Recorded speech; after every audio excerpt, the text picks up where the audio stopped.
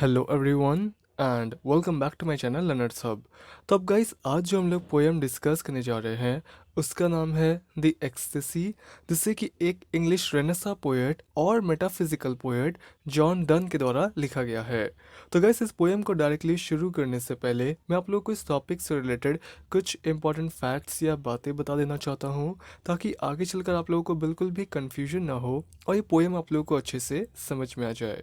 सुनाओ, इस टॉपिक का सबसे पहला इम्पॉर्टेंट फैक्ट तो ये है कि इस वर्क को इसे ईयर 1590s के अराउंड लिखा गया और फिर ईयर 1633 में यानी जॉन डन के गुजर जाने के 2 साल के बाद इसे पहली बार उनके फर्स्ट प्रिंटेड पोएटिक कलेक्शन, जिसका नाम ही पोएम्स था, तो उसमें इसे पहली बार पब्लिश किया गया। और ये कंप्लीट पोएम टोटल 76 लाइंस में लिखा गया है, जिसे कि चार चार लाइनों के 19 स्टैंजास में फर्दर डिवाइड किया गया है। और रही बात इस पोएम के थीम और इसके एक ओवरऑल आइडिया की, तो देखिए poem actually metaphysical love, spiritual XC और ट्रांसेंडेंस जैसे थीम से डील करता है। और इस कंप्लीट पोएम के थ्रू पोएट हमसे ये कहना चाहते हैं दैट अगर किसी को स्पिरिचुअल एक्सेसी को एक्सपीरियंस करना है या किसी को ये जानना है कि मेटाफिजिकल लव क्या है, डीप इमोशनल कनेक्शन कैसे होता है, क्या होता है दो लवर्स के बीच में, तो अगर किसी को ये सब जानना है तो उन्हें पहले फिजिकल लेवल पर ही या बॉडीली लेवल पर ही जो लव एक्सप्रेस किया जाता है थ्रू फिजिकल इंटीमेसी, थ्रू हग और थ्रू डिफरेंट मैनर्स और जेस्चर, तो इन सब चीज़ों के थ्रू ही पहले एक इंडिविजुअल को ऊपर से समझना होता है या एहसास करना होता है कि लव क्या चीज़ है। और फिर बाद में जैसे जैसे करके एक इंडिविजुअल की जो अंडरस्टैंडिंग है, उसका जो इमोशनल कनेक्शन है उसके पार्टनर के साथ, तो जैसे जैसे करके वो डीप होगा तो वैसे वैसे करके वो स्पिरिचुअल लव को एक्सपीरियंस करना शुरू कर देता है। सो पोएट के हिसाब से मेटाफिजिकल लव को एक्सपीरियंस करने के लिए भी फिजिकल लेवल पर पहले जो चीज़ें हैं वो ज़रूरी हैं। तो चलिए, अब ये तो हमने डिस्कस कर लिया इस पोएम से रिलेटेड कुछ बेसिक इन्फॉर्मेशन। तो अब बिना टाइम वेस्ट किए आज का जो हमारा पोएम है द एक्सेसी, इसे हम लोग शुरू करते हैं। तो इसके फर्स्ट स्टांजा की शुरुआत कुछ इस तरह से होती है कि Where, like a pillow on a bed, a pregnant bank swelled up to rest the violet's reclining head, sat we two, one another's best. तो इन लाइंस में अ प्रेग्नेंट बैंक स्वेल्ड अप का मतलब है कि एक नदी का किनारा या कोई समुद्री तट वाला एरिया जहाँ पर रेत या बालू के इकट्ठा हो जाने की वजह से वो ज़मीन हल्का सा थोड़ा ऊपर उठ गया हो, जैसा कि आप इमेज में देख सकते हैं। और वो जो एलिवेटेड एरिया है या वो रेज लैंड है नदी के किनारे के पास, तो उसे पहले तो एक पिलो से या बिस्तर पर रखे एक तकिए से कंपेयर किया गया है, एंड सेकेंडली उस एलिवेटेड एरिया को एक गर्भवती महिला या एक प्रेग्नेंट लेडी के स्वेल्ड अप स्टमक या एब्डोमिनल रीजन से कंपेयर किया गया है। और रिक्लाइनिंग का मतलब है leaning against something, like for example जब हम लोग आराम करने के लिए अपने सिर को किसी चीज़ पर रखते हैं, जैसे कि किसी पिलो पर रखते हैं, तो उस समय हम अपने सिर को पिलो के अगेंस्ट लीन करते हैं, उसका सहारा लेते हैं, तो उसी चीज़ को यहाँ पर रिक्लाइनिंग कहा गया है। तो गाइस इसके फर्स्ट स्टांजा में पोएट यहाँ पर ये कहते हैं दैट जिस तरह से जब हम एक बेड या बिस्तर के ऊपर पिलो रखकर हम उसे थोड़ा सा ऊंचा कर देते हैं और फिर हम उस पर अपना सिर रखकर आराम करते हैं, तो ठीक उसी तरह से जहाँ पर पोएट अपने बिलवड के साथ बैठे हुए थे किसी नदी के किनारे के पास, तो उस नदी का जो किनारा होता है तो वो रेत या बालू के एक ही जगह पर कलेक्ट हो जाने की वजह से या इकट्ठा हो जाने की वजह से वो ज़मीन से थोड़ा ऊपर की ओर उठ जाता है, just like a pillow on the bed. और उस एलिवेटेड या रेस्ड पोर्शन को किसी गर्भवती महिला के स्वेल्ड अप स्टमक से या एब्डोमिनल रीजन से कंपेयर किया गया है। या फिर आप कह सकते हैं कि इस तरह के लैंग्वेज को यहाँ पर यूज़ किया गया है as if that elevated land is pregnant. और उस ऊपर उठे ज़मीन पर वायलेट नाम के जो फूल होते हैं जो कि काफ़ी डेलिकेट या कोमल से होते हैं, तो वो वायलेट फ्लावर अपने सिर को या अपने हेड को उस ऊपर उठे ज़मीन पर वो अपने सिर को रखकर आराम कर रहे होते हैं, जैसा कि आप इमेज में देख सकते हैं। एंड पोएट और उनकी जो बिलवट होती हैं, तो वो दोनों उस समय एक दूसरे को ऐसे बैठकर देख रहे होते हैं एज इफ कि पोएट के नज़रों में दुनिया की सबसे जो बेस्ट लेडी हैं वो उनकी बिलवड हैं, और पोएट खुद वो उनके बिलवड के नज़रों में वो सबसे बेस्ट मैन या आदमी है। फिर इसके नेक्स्ट स्टैंजा में पोएट ये लिखते हैं, Our hands were firmly cemented with a fast balm, which then did spring. Our eyes beam twisted, and did thread our eyes upon one double string. तो इन लाइंस में फर्मली सीमेंटेड का मतलब है एक दूसरे के हाथों को काफ़ी टाइटली होल्ड करके रखना या कस कर पकड़ना, एज इफ कि उसे सीमेंट कर दिया गया हो या सीमेंट से जोड़ दिया गया हो। फिर फास्ट बाम का मतलब है कि जिस तरह से जब चोट लगने पर हम कोई खुशबूदार सा इफेक्टिव बाम लगाते हैं उस जख्म पर, तो वो काफ़ी जल्दी से हमें रिलीफ पहुंचाता है और वो एक सूदिंग या हीलिंग रेमेडी की तरह काम करता है, और प्लस उस बाम से एक खुशबू भी रिलीज होता है। तो ठीक उसी तरह से पोएट और उनके बिलवेड का यूनियन या उनका लव उन्हें एक सूदिंग या हीलिंग एक्सपीरियंस प्रोवाइड कर रहा है, और उनके बीच के बॉन्डिंग के होने से एक खुशबू या एक फ्रेगनेंस भी रिलीज होता है, जैसे कि स्प्रिंग के सीजन में फूलों के खिलने से होता है। फिर आई बीम ट्विस्टेड का मतलब है कि उनकी आंखों का जो ग्लैंस होता है या फिर जो नज़रें होती हैं, तो वो ट्विस्ट हो गए होते हैं। ट्विस्ट से मेरा मतलब यहाँ पर ये है कि ऐसा लग रहा होता है कि उन दोनों के आंखों में एक दूसरे की तस्वीर बस गई है, लाइक अ मिरर, और उन दोनों की जो नज़रें हैं तो वो एक दूसरे के साथ किसी धागे से या स्प्रिंग की मदद से बंध गए हो।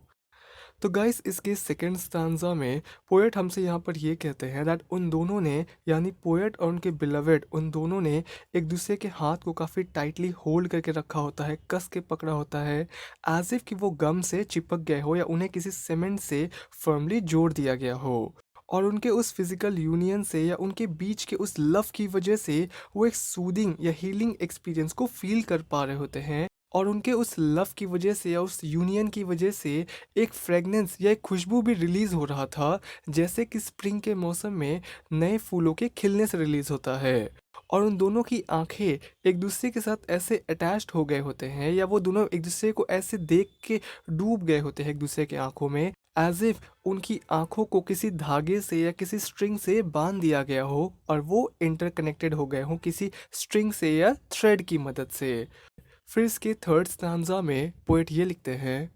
So to intergraft our hands as yet was all our means to make us one, and picture in our eyes to get was all our propagation.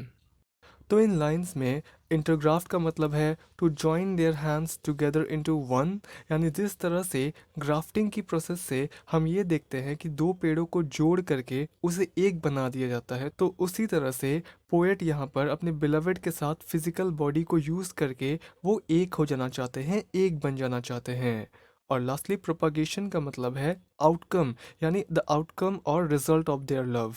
तो गाइस इसके थर्ड स्टैंजा में पोएट हमसे ये कहते हैं कि उन दोनों के हाथ, यानी पोएट और उनके बिलवेड, उन दोनों ने एक दूसरे के हाथ को इतना कस कर पकड़ रखा होता है एज इफ कि उन दोनों के हाथों को इंटरग्राफ्ट कर दिया गया हो या ग्राफ्टिंग की मदद से उन्हें एक कर दिया गया हो, उन्हें जोड़ दिया गया हो। और उन दोनों को सिर्फ यही एक सिंपल तरीका पता था या इसकी नॉलेज थी जिससे कि वो एक दूसरे के करीब आकर वो एक हो सकते थे या एक हो जाते। और उन दोनों ही लोगों की आंखों में एक दूसरे की इमेज या अपने पार्टनर का फेस दिखाई दे रहा होता है, और ये एक्चुअली आउटकम होता है या रिजल्ट होता है उनके प्योर लव का या उनके फ्यूजन का या उनके मिलन का, जिसके कारण उन दोनों को एक दूसरे के आंखों में उनका फेस दिखाई दे रहा होता है।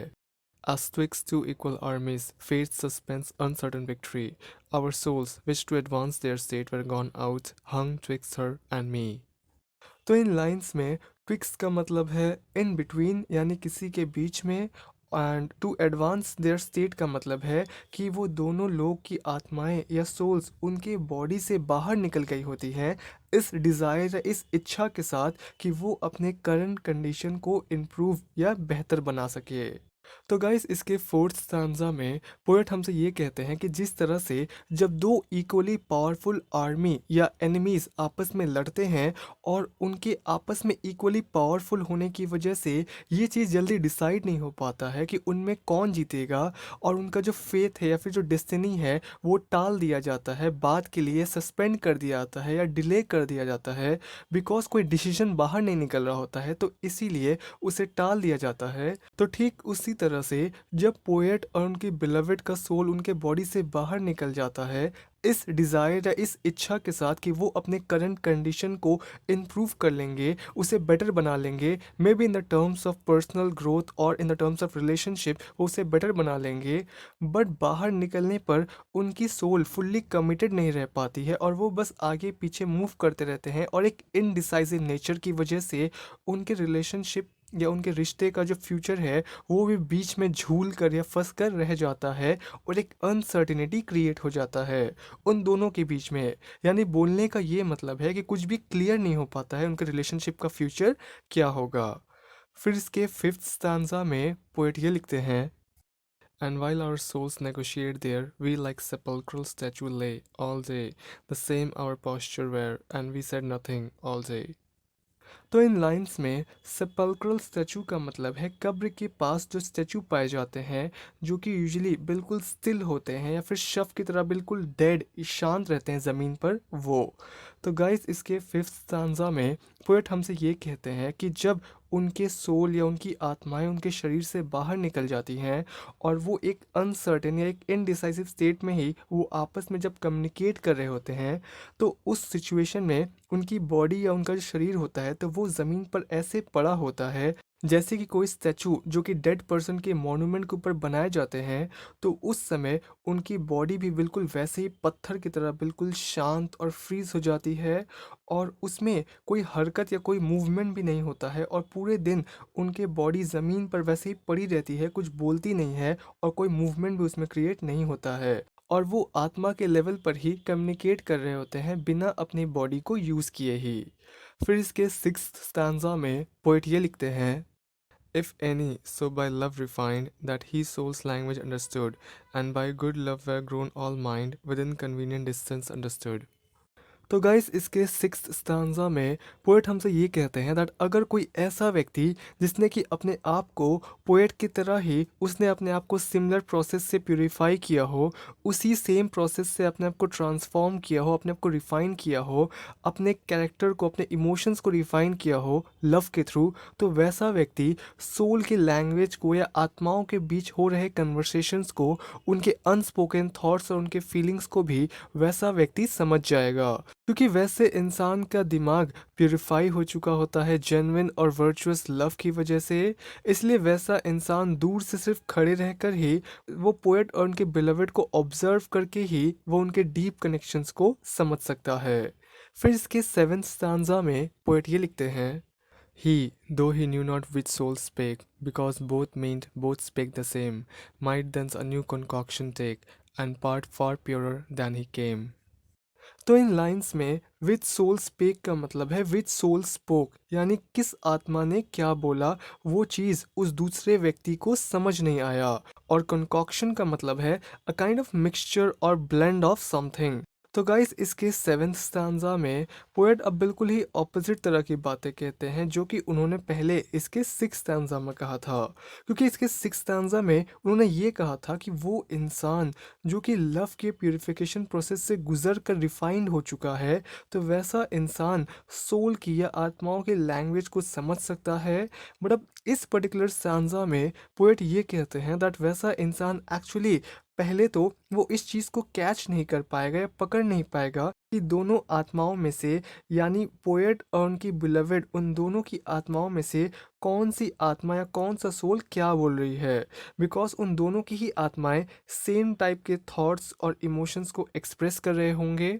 इसलिए ये चीज़ पकड़ पाना बहुत ही मुश्किल है कि आखिर दोनों में से कौन सी सोल क्या बोल रही है, because both of them are expressing same kind of intentions और इमोशंस। इसलिए वो व्यक्ति इस चीज़ को डिस्टिंग्विश या डिफ्रेंशिएट नहीं कर पाएगा। और फिर इस सेवेंथ स्टैंजा के ही थर्ड और फोर्थ लाइन में पोएट ये कहते हैं दैट उन दोनों आत्माओं के बीच हुए इस तरह के डीप कनेक्शन और कम्युनिकेशंस को विटनेस करने के बाद वो जो दूसरा व्यक्ति है तो वो एक न्यू टाइप के लर्निंग को या वैल्यूएबल एक्सपीरियंस को अपने साथ लेकर जाएगा जो कि मिक्सचर होगा कई सारे न्यू एलिमेंट्स का या यूनिक एलिमेंट्स का। तो वो व्यक्ति इस तरह के एक्सपीरियंस को विटनेस करने के बाद वो और ज़्यादा प्योर, रिफाइन या ट्रांसफॉर्म हो जाएगा। फिर इसके एट्थ स्टांजा में पोएट ये लिखते हैं,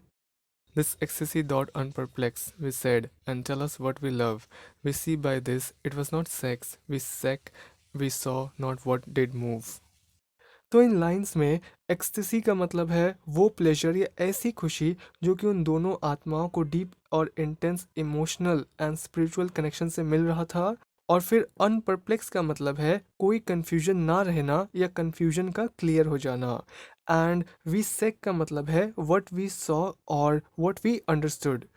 तो गाइस इसके 8th स्टैंजा में पोएट हमसे ये कहते हैं दैट उन दोनों आत्माओं को deep emotional and spiritual connection की वजह से उन्हें एक्सटेसी जैसे स्टेट्स का एक्सपीरियंस हुआ, और उस एक्सटेसी जैसे स्टेट्स में जाने की वजह से या उसे एक्सपीरियंस करने की वजह से उन लोगों को ये चीज़ बिल्कुल क्लियर हो गया दैट जिसको वो लोग लव कह रहे थे, तो वो लव का सोर्स या उसका ट्रू नेचर सिर्फ फिजिकल बॉडी वाला सेक्स नहीं था, but it was something else. तो ये उन्होंने देख लिया और समझ लिया, बट वो लव का ट्रू नेचर या उसका सोर्स क्या है, वो इस चीज़ को अभी भी समझ नहीं पाए होते हैं या उसे कंप्रीहेंड नहीं कर पाए होते हैं। फिर इसके 9th स्टांजा में पोएट ये लिखते हैं, But as all several souls contain mixture of things, they know not what. Love these mixed souls dot mix again, and makes both one, each this and that.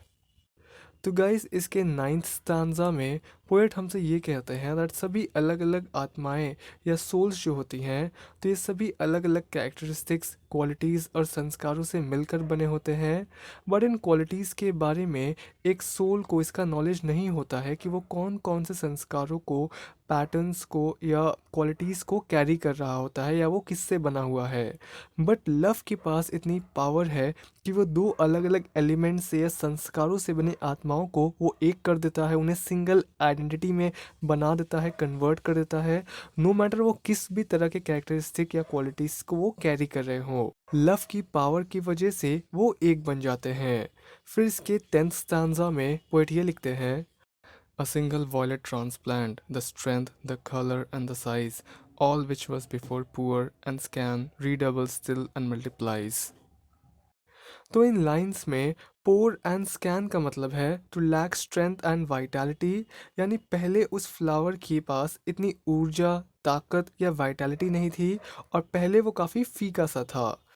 तो guys इसके 10th stanza में poet यहाँ पर एक metaphor का use करके वो एक इनडायरेक्ट कंपैरिजन को दिखाने की कोशिश करते हैं between a violet flower and lovers. तो पोएट का यहाँ पर ये कहना है दैट जिस तरह से जब हम एक सिंगल वायलेट फ्लावर को, जो कि अपने पहले वाले एनवायरनमेंट में बहुत ही वीक सा, कमज़ोर सा और फीका सा होता है, और जब हम उसे वहाँ से उठाकर एक नए जगह पर ट्रांसप्लांट कर देते हैं, तो उस नए जगह में ट्रांसप्लांट या शिफ्ट हो जाने की वजह से हमें उस फ्लावर के स्ट्रेंथ में, उसके साइज़ में और उसके कलर में सभी में इम्प्रूवमेंट देखने को मिलता है। और उसका सिर्फ स्ट्रेंथ ही नहीं इंक्रीज़ होता है, बल्कि वो और न्यू वायलेट फ्लावर्स को भी प्रोड्यूस करता है, उन्हें स्प्रेड करने में और उन्हें मल्टीप्लाई करने का काम करता है। तो ठीक उसी तरह से जब दो इंडिविजुअल लवर्स एक दूसरे के करीब आते हैं, तो उनके प्योर और जेन्युइन लव की वजह से और डीप कनेक्शन की वजह से उनका जो बॉन्ड है वो और ज़्यादा काफ़ी स्ट्रॉन्ग हो जाता है और उनका जो कनेक्शन है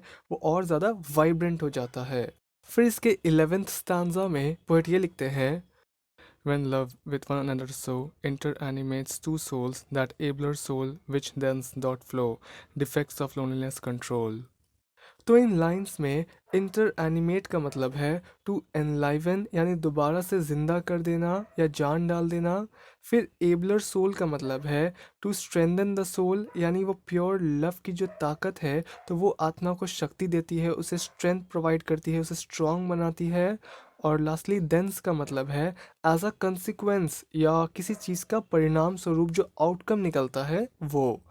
तो गाइस इसके 11th स्टैंजा में पोएट हमसे ये कहते हैं दैट जब दो आत्माएं आपस में शरीर के माध्यम से वो एक दूसरे के करीब आते हैं, तो लव के पावर की वजह से वो दोनों आत्माएं एक हो जाती हैं और उनमें एक नई जान आ जाती है, एज इफ कि उन्हें फिर से किसी ने जिंदा कर दिया हो। और लव की पावर के वजह से उन आत्माओं की जो डेफिशिएंसीज होती है या फिर जो वीकनेसेस होते हैं, कमज़ोरियाँ होती हैं, तो वो भी उनके अंदर से ख़त्म हो जाती हैं और पहले से वो और ज़्यादा स्ट्रॉन्ग हो जाते हैं। और लव के पावर की वजह से उन आत्माओं की जो डेफिशिएंसीज होती हैं, जो वीकनेसेस होती हैं या फिर जो कमज़ोरियाँ होती हैं, तो वो भी उनके अंदर से ख़त्म हो जाती हैं और पहले से वो और ज़्यादा स्ट्रॉन्ग हो जाती हैं। और वो उन्हें ताकत भी पहुंचाता है, यानी वो लव जो है वो उन्हें ताकत भी पहुंचाता है। और फिर इसका कंसिक्वेंस या आउटकम ये होता है कि उन इंडिविजुअल सोल्स को या आत्माओं को जो लोनलीनेस फील हो रहा था, तो वो भी ख़त्म हो जाता है, वो भी उनके अंदर से रिमूव हो जाता है। फिर इसके 12th स्टैंजा में पोएट ये लिखते हैं, We then who are this new soul know of what are we composed and made. for the atoms of which we grow our souls, whom no change can invade. तो इन lines में एटमीज का मतलब है smallest element और component of their being, यानी उनके अस्तित्व का सबसे छोटा जो पार्टिकल या अणु होता है वो। और इन्वेड का मतलब है यहाँ पर अटैक, डिस्टरप्ट और इन्फ्लुएंस। तो गाइस इसके 12th स्टैंजा में पोएट हमसे ये कहते हैं दैट प्योर लव की वजह से दो आत्माएं एक दूसरे के करीब आकर वो एक हो जाते हैं। यानी हम अक्सर फिल्मों में सुनते हैं ना, दो जिस्म और एक जान। तो उस टाइप के फिलॉसफी को यहाँ पर कन्वे करने की कोशिश की गई है कि पोएट और उनकी बिलवेड वो दोनों अब इंडिविजुअल आइडेंटिटी होने के बजाय वो अब एक सिंगल सोल में या सिंगल एंटिटी में कन्वर्ट हो गए हैं। और उन दोनों के बीच आपस में डीप कनेक्शन होने की वजह से वो अब ये भी समझ गए हैं या ये भी जान गए हैं कि कौन से एलिमेंट से या क्वालिटीज से कंबाइन होकर ये न्यू सोल क्रिएट हुआ है। उनके अस्तित्व का या एग्जिस्टेंस का हर एक अणु, पार्टिकल या एटम सब कुछ कंबाइन होकर ये न्यू यूनिफाइड सोल क्रिएट हुआ है। और ये आपस में इतने डीपली इंटरट्वाइंड या बंध चुके हैं कि कोई भी अब एक्सटर्नल फैक्टर्स या ताकत इनके यूनिटी को इन्फ्लुएंस नहीं कर सकता। फिर इसके 13th स्टैंजा में पोएट ये लिखते हैं, but O alas, so long, so far, our bodies, why do we forbear? They are ours, though they are not we. We are the intelligence, they are the spare. तो इन lines में फोरबियर का मतलब है to hold back और to abstain from something, यानी किसी चीज़ से खुद को या किसी चीज़ की तरफ खुद को रोकना। फिर इंटेलिजेंस का मतलब है यहाँ पर कॉन्शियसनेस या चेतना। और स्पेयर का मतलब है रीजन, टेरिटरी और फिजिकल बॉडी। तो गाइस इसके 13th स्टांजा में पोएट एक फ्रस्ट्रेशन के साथ वो हम लोगों के सामने ये कहते हैं कि आखिर इतने लंबे समय से हमने यानी पोएट और उनकी बिलवेड उन्होंने क्यों अपने आप को या उनके फिजिकल बॉडी को रोक कर रखा था, उसे होल्ड करके रखा था, उसे इग्नोर किया, क्यों उसे नज़दीक नहीं आने दिया। फिर पोएट आगे ये कहते हैं कि उन्हें अब ये समझ आ गया है कि वो ये फिजिकल बॉडी तो नहीं है, बट वो उनकी प्रॉपर्टी ज़रूर है। और वो इस शरीर के अंदर रहते हैं, अपने लाइफ को ऑपरेट करते हैं, बट वो असल में सोल है या स्पिरिचुअल सब्सटेंस है। और मोर स्पेसिफिकली वो एक इंटेलिजेंस या चेतना है जो कि फिजिकल बॉडी नामक इस टेरिटरी या रीजन के अंदर रहते हैं और मूव करते हैं। फिर इसके 14th स्टैंजा में पोएट ये लिखते हैं,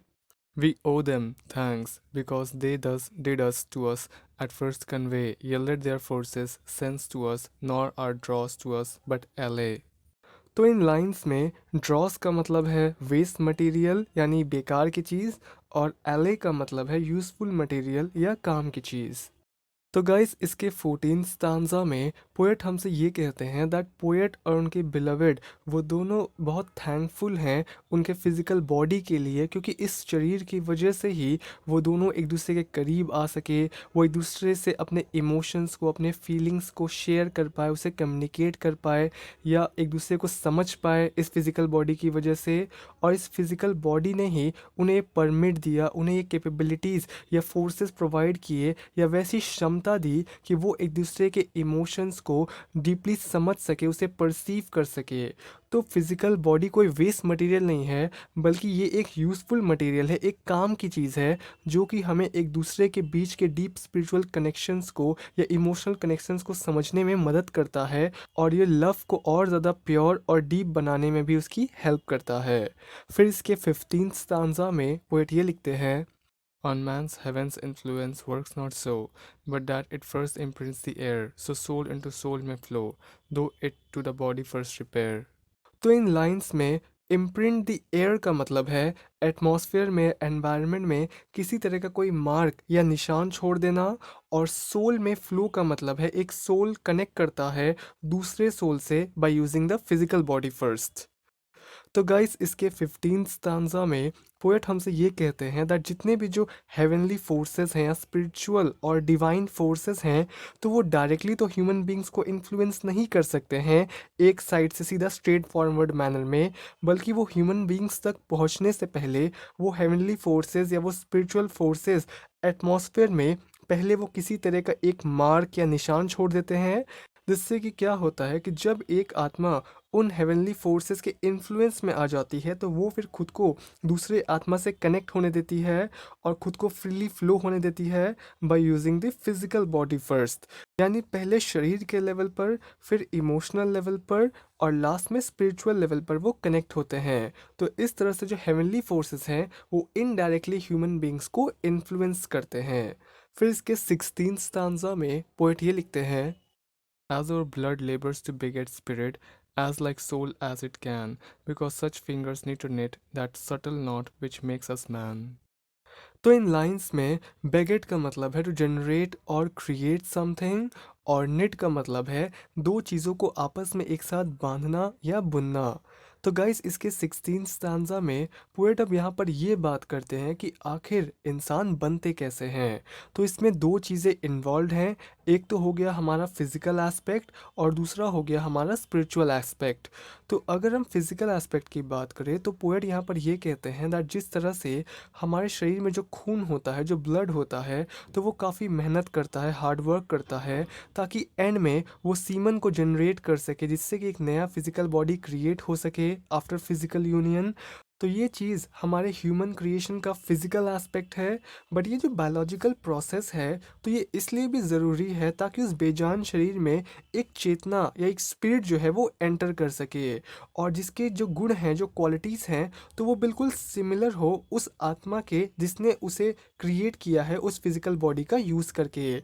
यानी एक इंसान हमेशा यही चाहेगा कि उसके बच्चे के अंदर अच्छे संस्कार आएँ, उसके तरह ही अच्छे गुण आएँ। वो ये नहीं चाहेगा कि उसके अंदर जो लोअर लेवल के जो प्राणी होते हैं या फिर जानवरों जैसे जो गुण होते हैं वो आएँ। तो ये ह्यूमन क्रिएशन का स्पिरिचुअल एस्पेक्ट है। तो इन दोनों को ही जोड़ना या एक साथ बांधना बहुत ही कॉम्प्लिकेटेड प्रोसेस है या स्किलफुल प्रोसेस है, और इस सटल नॉट को, इस सूक्ष्म बंधन को बांधने के बाद ही एक इंसान क्रिएट होता है। फिर इसके 17th स्टैंजा में पोएट ये लिखते हैं, So must pure lover's soul descend to affections and to faculties, which sense may reach unapprehended, else a great prince in prison lies।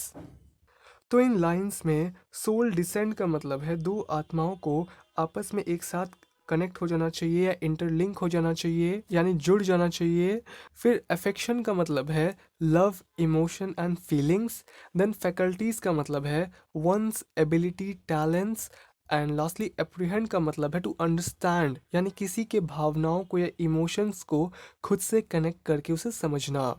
तो गाइस इसके 17th स्टांजा में पोएट हमसे ये कहते हैं दैट जो सच्चे लवर्स की या प्योर लवर्स की जो आत्माएं होती हैं, या प्योर लवर्स वाले जो आत्माएं होते हैं, तो उन्हें आपस में क्लोजली इंटरलिंक्ड हो जाना चाहिए, जुड़ जाना चाहिए या कनेक्ट हो जाना चाहिए, खुद को कनेक्ट कर लेना चाहिए। और फिर इसके सेकेंड लाइन से पोएट हमें ये बताते हैं कि आखिर एक लवर को दूसरे लवर के किस एस्पेक्ट से या कौन से एस्पेक्ट और एलिमेंट से कनेक्ट करना चाहिए। तो पोएट हमें ये बताते हैं कि एक लवर को दूसरे लवर के इमोशंस, फीलिंग्स, लव और डिफरेंट एबिलिटीज़, टैलेंट्स और कैपेबिलिटीज़ से खुद को कनेक्ट करना चाहिए। और इन इमोशंस और फीलिंग्स को जिससे कि एक लवर दूसरे लवर से कनेक्ट होता है, तो वो सिर्फ इसे माइंड का और अपने सेंसेस का यूज़ करके ही वो इसे परसीव कर सकता है या इसे समझ सकता है।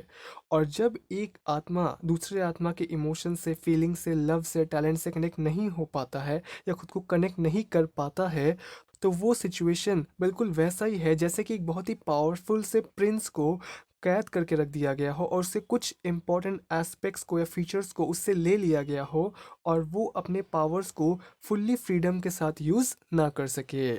फिर इसके 18th स्टैंजा में पोएट ये लिखते हैं, To our bodies turn within, that so weak men on love revealed may look. Love mysteries in soul do grow, but yet the body is his book। तो इन लाइंस में week man का मतलब है वैसे आदमी या वैसे लोग जो कि सच्चे प्यार की गहराई को और उसके डेप्थ को अभी तक ठीक से समझ नहीं पाए हैं। तो इसीलिए वो सिर्फ अभी बाहरी फिजिकल एक्शंस और जेस्चर्स को देखकर ही वो लव को समझने की और उसे एक्सप्रेस करने की कोशिश करते हैं। और लव मिस्ट्रीज का मतलब है deep emotional aspect of love. तो गाइस इसके 18th स्टांजा में पोएट हमसे ये कहते हैं दैट जब बात आती है ट्रू लव के एक्सपीरियंस को रिवील करने की, कि आखिर सच्चे प्यार का एहसास कैसा होता है, तो उस समय पोएट हमें ये एडवाइस देते हैं कि हमें अपने अटेंशन को या अपने फोकस को फिजिकल बॉडी पर ही बनाए रखना चाहिए, क्योंकि फिजिकल बॉडी के थ्रू ही हम अपने लव को एक्सप्रेस कर पाते हैं, डेमोन्स्ट्रेट कर पाते हैं दूसरे पर्सन को। और जो इंसान अभी कमज़ोर है सच्चे प्यार के मामले में, उसे अभी इतनी गहराई या इतनी गहरी समझ नहीं है, तो वैसे लोग लव के फिजिकल एक्सप्रेशन और जेस्चर्स के थ्रू ही, लाइक हग और थ्रू किसेस को देखकर ही वो समझ पाते हैं that how it feels like to be in love और what love means.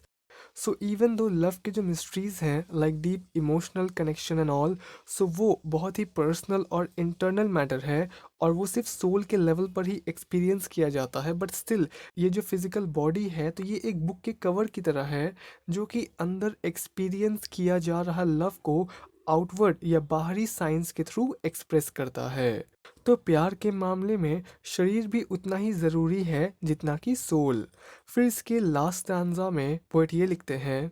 And if some lover, such as we, have heard this dialogue of one, let him still mark us. He shall see small change when we are to the bodies gone. तो इन lines में dialogue of one का मतलब है close spiritual communication between two lovers, और mark अस का मतलब है witness अस, observe अस। यानी पोएट यहाँ पर उनके तरह ही किसी दूसरे लवर को वो उन्हें विटनेस करने के लिए या ऑब्जर्व करने के लिए सजेस्ट करते हैं। तो गाइस इसके फाइनल स्टांजा में पोएट हमसे ये कहते हैं दैट अगर कोई लवर जो कि बिल्कुल पोएट की तरह ही या उनके बिलवर्ड की तरह ही बिल्कुल सिमिलर काइंड ऑफ गाय हो, और उस दूसरे लवर ने ये स्पिरिचुअल कम्युनिकेशन के बारे में पहले से ही सुन रखा हो, जिसमें कि सोल्स या आत्माएं बिना किसी शब्द के वो शरीर के बाहर निकल कर एक हो जाती हैं और कम्युनिकेट करती हैं, तो अगर उनके तरह ही किसी दूसरे लवर ने पहले से ही ये सुन रखा है, तो वैसे लवर को पोएट ये सजेस्ट करते हैं कि उसे क्या करना चाहिए, कि उसे पोएट को और उनके बिलवेड को विटनेस करना चाहिए, उन्हें ऑब्जर्व करना चाहिए कि कैसे उनका जो लव है, तो वो उनके शरीर से निकल जाने के बाद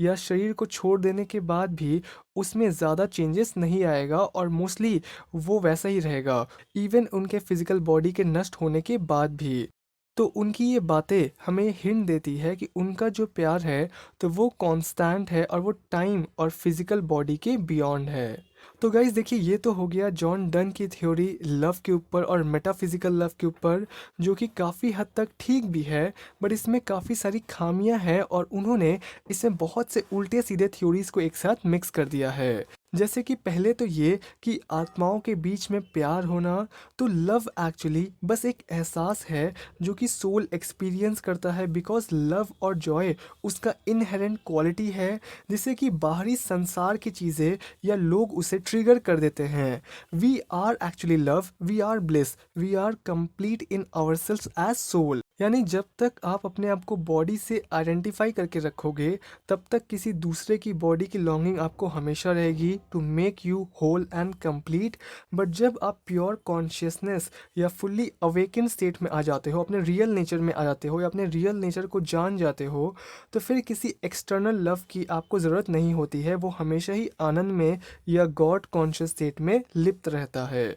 तो ये बस एक वेस्टर्न कंसेप्ट है, और वैसे भी सोल का या आत्मा का कोई जेंडर नहीं होता। तो जब कोई जेंडर ही नहीं है, तो फिर आत्मा सिर्फ परमात्मा में डिसॉल्व हो जाना चाहेगी, अपने सोर्स में मर्ज होना चाहेगी, फ्री हो जाना चाहेगी, मुक्त हो जाना चाहेगी। तो इन वेस्टर्न कंसेप्ट्स को इतना सीरियसली लेने की ज़रूरत नहीं है, क्योंकि ये चीज़ें बस थ्योरी है, प्रैक्टिकल नहीं। और जो चीज़ें प्रैक्टिकल हैं, तो वो चीज़ें वेदांत में या बाकी रिलीजियस पाथवे में ऑलरेडी बताया जा चुका है। और हम यहाँ पर इस दुनिया में बंधन बनाने के लिए नहीं, बल्कि मुक्त होने के लिए आए हैं, जीवन मुक्त होकर जीने के लिए आए हैं। तो इस तरह से ये पोएम ख़त्म होता है, एंड आई होप कि आपको ये वीडियो पसंद आया होगा। वीडियो पसंद आया तो प्लीज़ आप लोग कमेंट करके ज़रूर बताएं, लाइक करें, शेयर करें इसे अपने दोस्तों के साथ, and thank you for watching.